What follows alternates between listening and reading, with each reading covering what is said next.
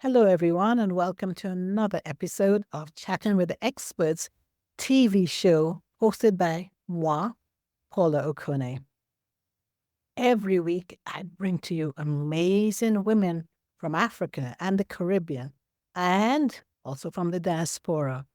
And these women share with you such wonderful nuggets so that at the end of the show, you would have learned something new. You'd be inspired by what you heard and be encouraged. Today's no exception. So, today I'm going to be talking to an amazing woman. Her name is Olabisi Oshikanlu, and she is a Nigerian-Grenadian physician. She's also a John Maxwell leadership coach, and she's going to be inspiring women to greatness in every season of life. I'll tell you a little bit about her. I told you a bit already that she's a Nigerian-Grenadian physician and John Maxwell leadership coach. And she's also a dynamic and inspiring leader. She's renowned for her multifaceted approach to personal and professional development. And she's also the founder of Full Hands Venture, which leverages her diverse roles as a mother, a physician, an entrepreneur, and Maxwell Leadership Certified Speaker and Coach. There's so much to say about her. So why don't I let her tell us more about herself? Welcome, Olabisi, to Chatting with the Experts. Hello, Paula, and to the listening audience. Thank you so much for having me here today. It is indeed an honor. Thank you. Looking forward to our discussion. So am I. And I know many others who have heard about you, because I've been advertising this, of course, are also looking forward to our discussion today. So, the title of this episode is to inspire women to greatness in every aspect of life. Tell us more about that. Why that topic? Tell us more about you before we delve into that topic. Thank you. Thank you. I'd love to talk a little bit about myself. So, as you mentioned, I'm Olabisi Oshikanlu, originally from Nigeria in West Africa. My father is or was a Nigerian. He's deceased, and my mom is from Grenada. And I did live in Grenada for a couple of years. So, yay. I'm a woman of faith, and I mentioned that, and I put that, I lead with that every time I open my mouth to speak because it's really important to me. My faith in Jesus Christ is important. I believe that's why I am where I am today and who I am today. And I've leveraged that to excel in all the things that I've done. I'm a mom of married adult son. I'm an entrepreneur. I was in private practice as a pediatrician, had my own private practice. I own real estate. I'm a physician, as I mentioned earlier. And more than anything, I'm someone of value. I add value to people and I value people. So I act as a cheerleader for people. I'm a John Maxwell certified coach, trainer, and speaker. And my passion is to inspire people to unleash their potential. And for people who feel that they've reached their potential but are struggling in certain areas, helping them to understand how it is to thrive wherever they are, personally and professionally, and helping them to turn their dreams into a reality. I love that about turning your dreams into a reality. Tell me how you go about that, turning your dreams into a reality, because we're all born with dreams and aspirations, but sometimes they're not fulfilled. So tell me how you inspire women in particular, because we're talking about women, to make their dreams become reality. Yes, that is an awesome question. Growing up in art class, we would be asked to color like a square or circle. And if you strayed outside of the circle or the box, the teacher would say, no, color within the box. And that was good then. But now, as I think about it as an adult, I realized that that was the beginning of telling people you can't dream. Because we all have dreams.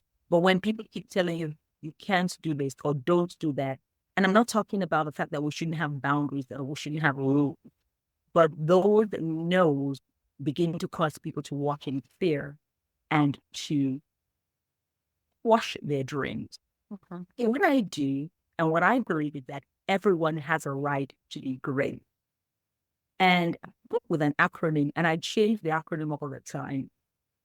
I change it all the time. And the first word in that acronym for great is grow. Helping people who are aspiring leaders or helping people who are in leadership positions to fly. And when I say fly, then first lead yourself. So allowing people to understand that the way to be great and the way is to, first of all, deal with you. Start with, who am I? Who am I? What is my purpose? Because only after you answer that can you move forward. As a leader, because if you have not led yourself or you don't even know who you are, how can you lead other people and how can you influence other people? So true. I like that question. Who are you? Because until you know who you are, you can't lead, as you say, you can't lead anybody, because who are you leading when you can't even lead yourself? So I love that. Okay. So how do you inspire people to, or encourage people to find out who they are? Is there process? Is there, I mean, what would you encourage people to do to find out who they are? That's it. Love that too. So when you are, first of all, come to the awareness that you have to lead yourself and you're not blaming everybody else or like, oh, I'm this because this person didn't do this, or my mother wasn't there. And I watch TV occasionally or on social media, people are blaming their parents for who they are, who they are not. But you have to ask yourself, okay, what is my purpose? Yes.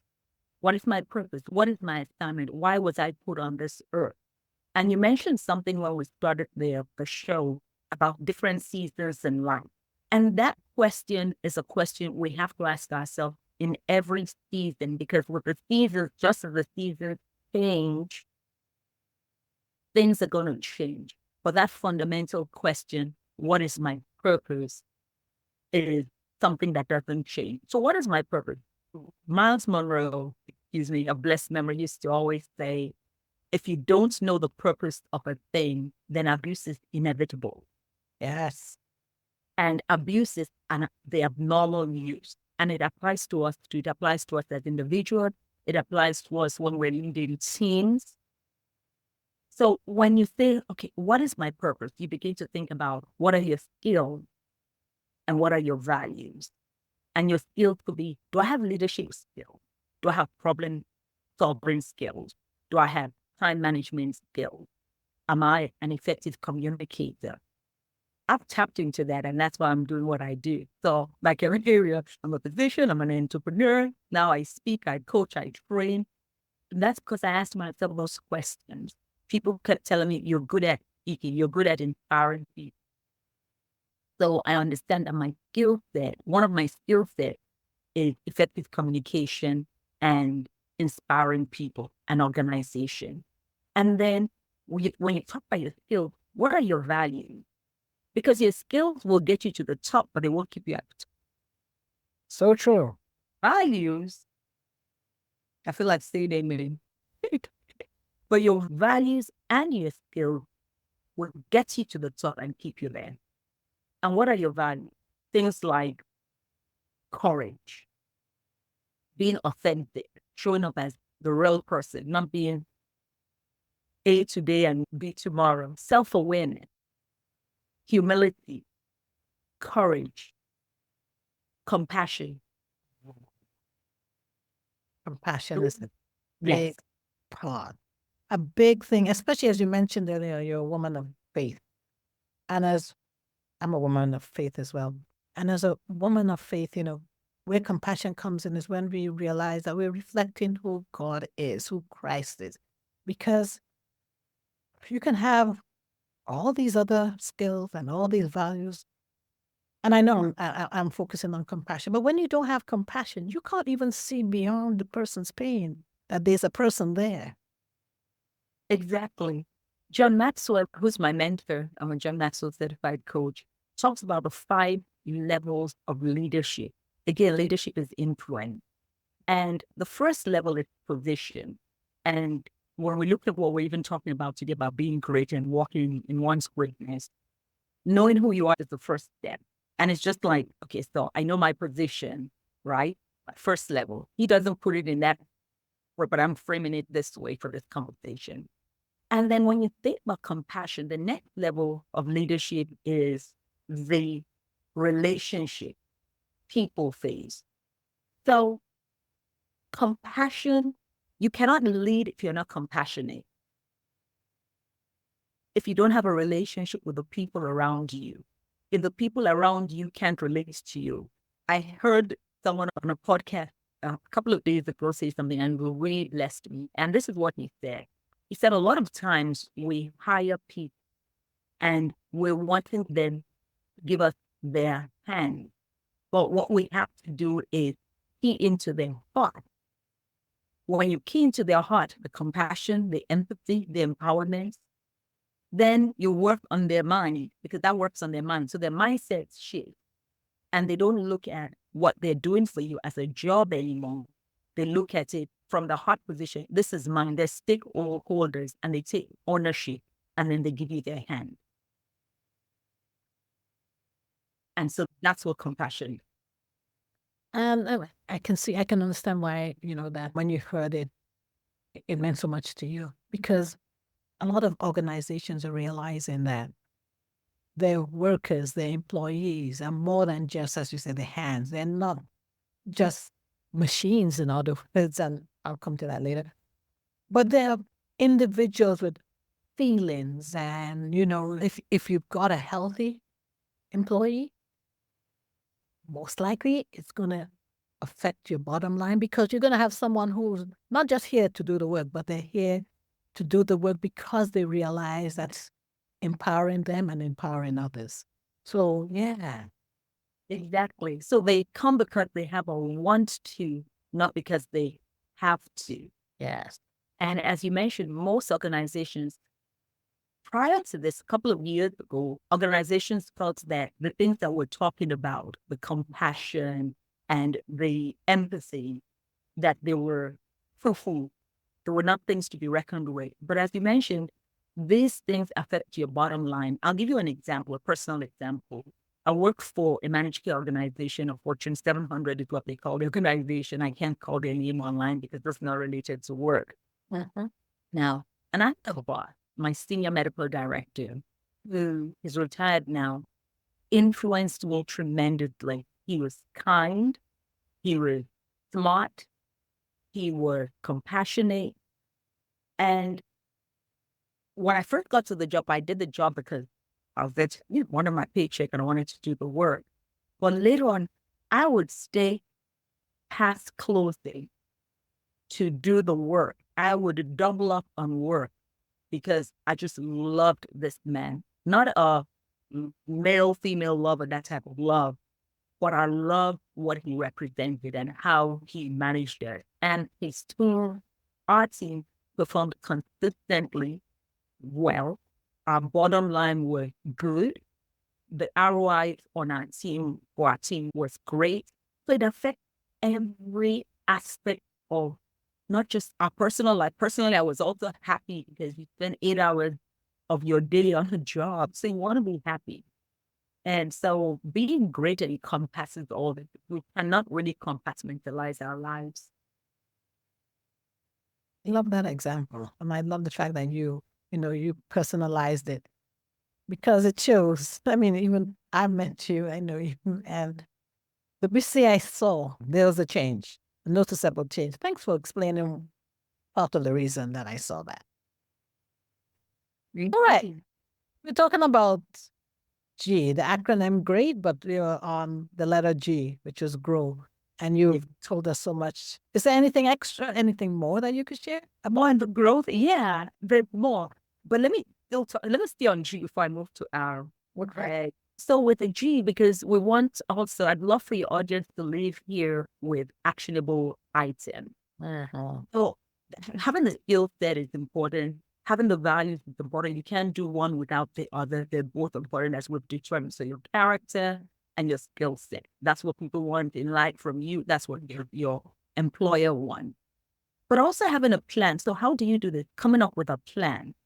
Predetermine the need. Once you know your purpose, so what's the need? What's the need in my personal life? What's the need on my job? So predetermining the need, lay out your goal.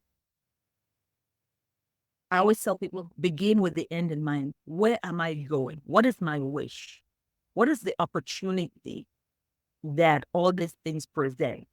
We're doing what we do because there's the opportunities, whether in life, whether with our children, whatever it is, what's the opportunity? What's the obstacle? What are the obstacles in the way? What hindering me from, and then coming up with a plan. Okay, so this is what I'm going to do. And if you need to make adjustment, you'll make adjustment. And it eliminates worry about my status or the status of things, and it helps me to move along that ladder position to people, to results, to getting results. Because then when you're sure of who you are and you know who you are, then if your boss comes with something or things change in life, you have that confidence and that courage to move forward. And then I'll go to the R. If there's more, please tell us more. I mean, leave anything out. Oh, great. We're talking about the acronym great. Like I said, I change it all the time. That way, people. So the R is just restarting and resetting and refocusing. And you know me personally, my life, oh my God. And for immigrants, especially since we're talking to immigrants, I grew up in Nigeria. I was born somewhere else, grew up in Nigeria, moved to Grenada, and then lived, and now I currently live in the US, and I've lived in so many different states. And what that had done in the different seasons in my life, I have had to hit the reset button. Oh my God, have I had to hit the reset button? I had to refocus. I had to start from the beginning. When I left Nigeria, I had graduated as a medical doctor. When I got to Grenada, I was taking this exam so I could be certified in the United States to work as a resident, to study as a resident. It was a restart and it was humbling. I had to move, I moved from having my own home to living with my grandmother in one room in the house there. But I again began with the end in mind. I knew where I was going. I wanted to do residency. I wanted to be able to raise my then 3-year-old, now 38-year-old son with me. Oh, and you know him, right? I wanted to do all those things. So I had to keep hitting, refocus, and reset. And that for women, that's very important. We might have people who are listening today who have gone through a divorce, have probably some type of illness, some type of loss that is causing them to say, oh my God, what am I going to do? Like they'll say, what am I going to do? What am I going to do? But I'm here to tell you that, or on a job, you lost your job, or you're in a job and you're struggling, there's always an answer. And it's really just about refreshing our mindset and regaining focus and being able to embrace new beginnings and seeing fresh starts as opportunities. I have a coach and he says, no is next opportunity. No is next opportunity. So no is not a no. No is not a failure. No is the term. Next opportunity. Next opportunity. Because I've also, someone on my show also talked about fail, which is first attempt in learning. So I've learned something new today from you. No is next opportunity. Wow. Yes, I love it. Yeah. And then the E, we talked about it already, is to be energized and to empower. Again, remember I said that what people of value, I say that to myself all the time. I'm a person of value. I value people and I add value to people. And I want to say something. Joe Meyer always says, certain people hurt people.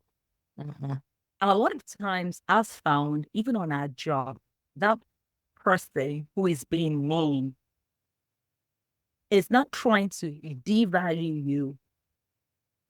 They feel devalued or not valued. So that's why you're getting the pushback. And it might not necessarily always be the case, but being able to just step back and say, what's going on here? And giving that person grace, nourishing yourself and nourishing that other person, leaning into your strength and looking at areas where other people are weak to say, okay, I'm strong at this. I will help them do this. Or if you're leading a team, getting people together who have different strengths and allowing people to have a voice, to grow stakes. There's a buzzword now, psychological safety, allow people to feel safe to speak and to give feedback. And so that's important. And as a physician, I'm going to give this prescription, or I give them prescriptions wherever I go now. As a physician, when I give a prescription, and it's taking care of your mental, physical, and emotional health. Mm-hmm. Very important, especially for us as women. Yeah, absolutely. I am so happy that we live in an era now, a time now where mental health doesn't carry as much stigma as it did some years ago. And people are beginning to equate the importance with physical health. For a long time, they were on par. They were, one was elevated above the other. So if you had diabetes and you went to the doctor and you were treated for that, you're a physician, so you know more about that than I do. You will be treated differently than if I was, battling depression. I know, just saying I'm just not feeling okay and I couldn't pinpoint it. They're like, something's wrong with her. The person who had the physical ailment was regarded as being, not more sick, but there was a difference that society gave to the person who was physically ill than to the one who was mentally ill. And they're both very important. They are. And that's that's why I think it's important for us to speak up as women leaders or people who are on the front lines, who are visible on radio, on TV, on social media, to speak about mental health and to be vulnerable and open about our own struggle. I'm not ashamed to tell people that I have struggled with fear. Still do sometimes. I have struggled with anxiety. I have struggled with imposter syndrome. I'm better now. Imposter syndrome, where I would feel like, okay, why am I here? I can't do this. I wouldn't raise my hands for opportunity. If somebody put an opportunity in front of me, I would not take the promotion or the opportunity. And this was after I'd owned my own practice and I'd done major things, but because I was in a different, same field but different industry, I didn't feel secure. Mm-hmm. So it's important to have mentors. First of all, discuss this mental health issues, not be ashamed, get help if you need help, therapy, whatever it takes, medication, if you need to be on medication. And a lot of employers in the US have employee assistance program, I think is what it's called, EAP, where if you're having challenges, mental health challenges, you can go and you'll get some free counseling or therapy sessions. So there are a lot of resources out there that I can share with you later on, to right here in the States or even online, that we can share with your listening audience. So yeah, mental, physical, and emotional health is really important. I'd love It's for you important to. to Sorry, go ahead. no, that's good. No, I was saying I'd love for you to share some of those resources. I mean, this is a good place people are listening in. And for those who probably listen later on, the resources will live online for a long time. And some people are not as open to being vulnerable. So if it is possible for you to share right now, if not, we put it in the show notes. Yeah. It's an association called NAMI. If you want to Google it, I can't remember the acronym. but National Association for Mental Health, I think, but it's called NAMI, NAMI. And if you go on that website, there's lots of resources for people who are dealing with depression, resources not only for the person, for the individual, but even for caretakers. Because a lot of times too, we forget that the caretakers carry a lot of the burden and they're under a lot of pressure. So that would be a good side to go to. Thank you so much for sharing that. There's something else you touched on before you go on to the next letter, that you talked about giving grace to people. Can you elaborate on that? Because that's becoming a word I'm hearing often, but people have different ways of looking at it. And again, because we're Christian, grace means something else to us. So how can we, as employers, give grace to others, or as an employee, receive the grace? Because, some people don't even know how to receive grace. I think a big thing, and this just comes to my mind, is the golden rule. Do unto others as you would want them to do unto you. And I really believe that if we follow that foundational rule, and I believe that rule is not just in Christianity, but in religions across the board, and I don't know much about other religions, but it's just a basic human rule. Do unto others what you want others to do unto you. That's what I call grace. Even with my employer, being able to say, okay, and I do this a lot.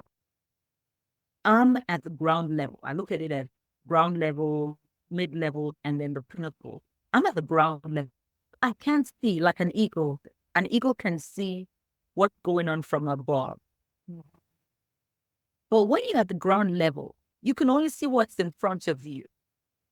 Actually, you told somebody this yesterday. I'm so pumped that we're talking about this. I actually told somebody this yesterday. She was complaining about her boss, complaining about the organization, complaining about everything. And I said to her, well, you don't know what is happening to this person behind closed doors. She can't defend you because this is coming from above and there's a lot of pressure right now. So that's what's filtering down. So it's giving people grace, putting yourself in the other person's shoes, and vice versa, as the leader or who's giving the feedback and as the receiver. I think it's just a two-way street. I think if we just follow that rule, things will work out better. Because then you're saying, okay, like this lady yesterday, we were able to say, okay, yes, now that she's become the boss, she's doing this and this and such and such and such. And when she was with us, she wasn't doing that. But things have changed. She has other people she's reporting to. There's a lot of pressure because of finances. So maybe if I'm nice to her, I'll ask her, how's your day going? What's going on with you? We'll see that she's under a lot of pressure as well. She's nervous about this new role. She's just learning this new role. Does that make sense? Makes a lot of sense. Another thing I've learned along this journey of life is also to meet people where they are. Yes, do unto others as you'd like them to do unto you. Yes, but also do unto others as they would like to be done unto. What does this person like? How can I avoid doing the things that irritate or annoy or, in some way doesn't go with their personality? And to love them that way. That's been helpful to me. It does. Dale Carnegie in his book says, do not criticize, complain, or condemn. And I've been saying that. I actually saw somebody post that on Facebook the other day, and I was like, yeah, that's my mantra. Do not criticize. It's hard. Oh, Paula, it is really hard, but we just have to keep working. Yes. Okay. You got me really pumped up. We've done G, we've done R, we've done E. What's A about? So A is being agile or flexible. It means that, so when you're agile, it means you're able to not change like a chameleon, but continually improve, staying flexible, adapting to changes. If you're on a job, how do you know that things change nowadays? That so many things are changing, the Instagram, computer. Being able to say, okay, I need this for this job. I need this for this assignment. being able to look at data to improve performance if you're in an industry, receiving and giving feedback, like we just talked about, being able to give positive feedback and being able to receive feedback. That goes back to the psychological state that we're talking about. Yes. If you're not able to receive feedback, then you're not going to be able to get better. One of the things that I do after I've spoken somewhere or I've coached somebody, tell me, people usually want to tell me what worked. I say to them, tell me what didn't work. Before I couldn't do that. This is something new for me. Now I'm able to say that and so pinch me a little bit, as we say in Nigeria, pinch me, That's right. But which means it hurts me a little bit when they tell me the truth about me. But it helped me to foster and to create a culture of continuous learning. So I'm growing and I'm getting greater and greater and greater. And then being able to embrace stretch assignments. Stretch assignments are those assignments where you may be somewhere like when I first started talking on shows and on the radio, it was a stretch assignment for me because I was afraid to sit in front of the camera. I didn't know what to do. Now I find that my heart doesn't beat so fast. Yes. It still beats, but it doesn't beat so fast. So I'm getting better and better. So the people that we call superstars at one point in time were people who were rookies, but we see them as superstars now because they practiced and practiced and practiced, and they've been agile and they've been flexible and like I forgot what they call it here in America. We call it plasticine when we were growing up. That dough. Play-Doh, isn't it? Play-Doh. So you could see the African and West Indian audience. My African is coming out. Play-Doh. I know what you mean. Being like Play-Doh. We still have our core values, right? We talked about earlier. We still have our core values. Our core values don't change. And that's why it's important to have that core value at the start. We still have our core values, but sometimes the methods, things we need to do will change with our core value. So if somebody comes telling me to lie, I'm not going to lie. But if there's a way to do a certain project that will make it faster and better and will increase our return on investment, then but I'm not going to change my core value of integrity. So embracing those stretch assignments and creating a culture of continuous learning. So being agile is the A. And then the T is tenacity. Tenacity. Yeah. Tenacity. You're just like a dog with a bone. I'm not giving up. Quitting is not an option. How can quitting be an option when you have that core value, when you know who you are? You're pulled because you believe in yourself, you believe in, the purpose, and you know what your purpose is. And so you're holding on because you plan on accomplishing it. Exactly. And you believe in the God who put that purpose in you. Yes. So for me, I would say I can do all things through Christ. Amen. And I holding on for dear life without my own different offers through Christ. Can I share a quick story? Yes, we do have time for that. So when talking about being great, as you know, I got divorced a couple of years ago. I think probably about 20 years ago now, or 25. And at the time, I remember I had moved from Nigeria to Grenada. Mm-hmm. And divorce in our culture is not looked on. I had a big F on my head, F for failure. And I remember I would say there was a scripture that I would read all the time where it says, I will restore all the years that a locust and the cankerworm had stolen.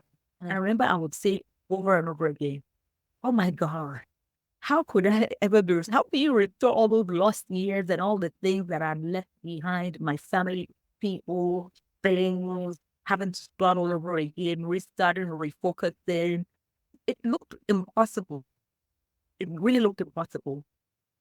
But it was that having that knowing purpose, having people around me just embracing failure as an opportunity, as a next opportunity, celebrating the little successes that I had, and being thankful for the things that I had, being thankful for someone like you who, as a friend, would come over and drive me around the island and encourage me.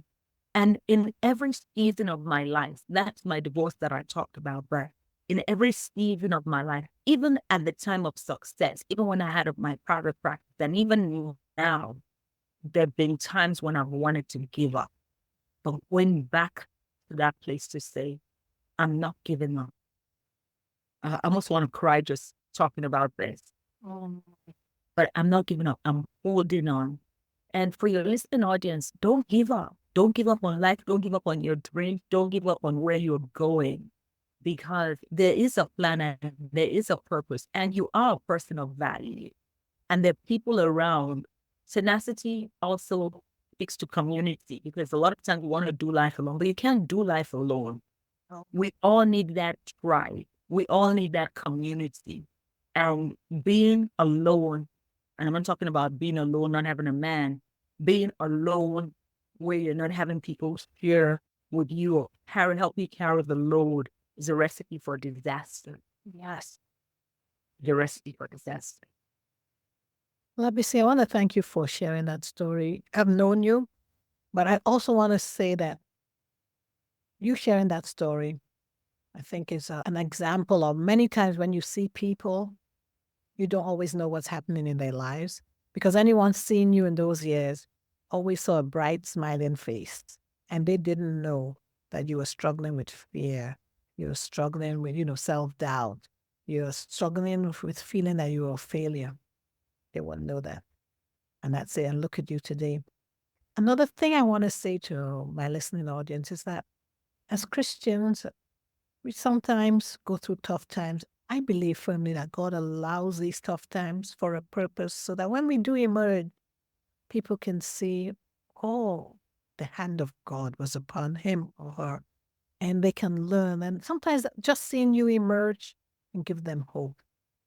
He allows things for a reason. I wouldn't have known you if I hadn't stopped briefly to attend your wedding. Or I wouldn't have known you too if I hadn't been in Grenada at that time. And our friendship has continued through all these years, through the ups and the downs. And I always admired you. And so your life story and your life has been a testimony to me too. So thank you for sharing that story.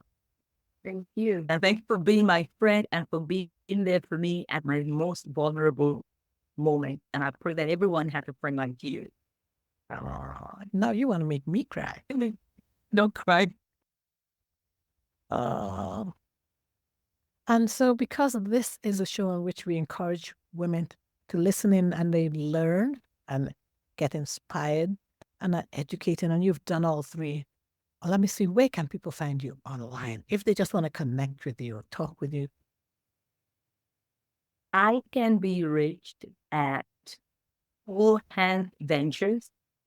So the email address is fullhand, FULLHANDSD @gmail.com. My Instagram handle is Olabisi, OLABISI _OSH. I'm on Facebook, and I'm also on LinkedIn as Olabisi Oshikanlu, MD, MBA, CP. Has all those long degrees that I have behind my name. But if you put in Olabisi Oshikanlu, MD, you'll get me, because there is another Olabisi Oshikanlu who is the doctor. Ah, okay. My friend-in-law. Okay. Oh, look at that. Look at that. All right. And for those of you who have listened to this show and been inspired, and if you would like to be chatting with the expert, you can reach out to me on my website, which is chattingwiththeexperts.com. You can also reach me on LinkedIn. I love being on LinkedIn. Just look for Paula Okone there. I'm on Instagram, and my handle there is @chat_experts_podcast. And I'm on Facebook. Again, look for Paula Okone there. Olabisi, thank you so much. Thank you for having me. Thanks to the listening audience. Wow, you blessed me. You blessed others as well. Thank you.